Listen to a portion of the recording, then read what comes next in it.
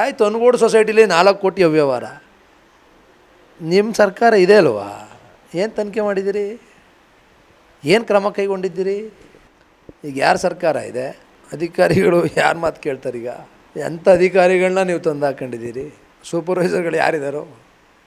DCC bank ಸೂಪರ್ವೈಸರ್ಗಳು ಯಾರಿದ್ದಾರೋ? ಕಳೆದ 1 ವರ್ಷ 1 ತಿಂಗಳ ಅವಧಿಯಲ್ಲಿ ಯಾರಿದ್ದಾರೆ? ಚೆಕ್ ಮಾಡಿ. ನನ್ನ ಅವಧಿಯಲ್ಲಿ ಯಾರಿದ್ದರು, ಈ ಅವಧಿಯಲ್ಲಿ ಯಾರಿದ್ದಾರೆ? ಆಯಿತು, 1 ವರ್ಷ 1 ತಿಂಗಳಾಯ್ತಲ್ಲ. ನಾನು ಹೇಳಿದ್ರು 1 ವರ್ಷ 1 ತಿಂಗಳಿಂದ ನಿಮಗೆ ಸತ್ತೋಗಿರೋರು ಯಾರು, ಬದುಕಿರೋರು ಯಾರು, ಯಾರು ಸಾಲ ತೆಗೆದುಕೊಂಡಿದ್ದಾರೆ ಅಂತ ಏನು ಗೊತ್ತಾಗಲಿಲ್ವ ನಿಮಗೆ?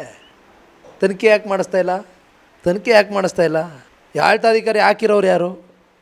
ಈ ಸೂಪರ್ವೈಸರ್ಗಳನ್ನ ತಂದು ಹಾಕ್ಕೊಂಡಿರೋರು ಯಾರು? ನಾನಾ?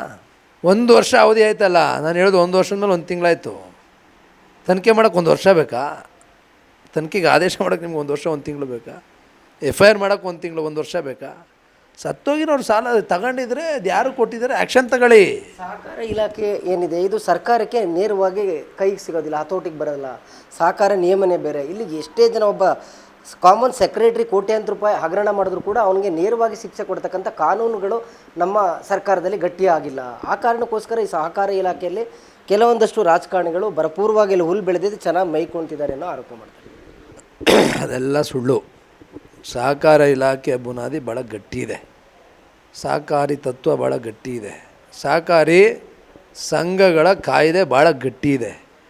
ಶಿಕ್ಷೆ ಮಾಡಲಿಕ್ಕೆ ಹಲವಾರು ತನಿಖೆಗಳಿದ್ದಾವೆ.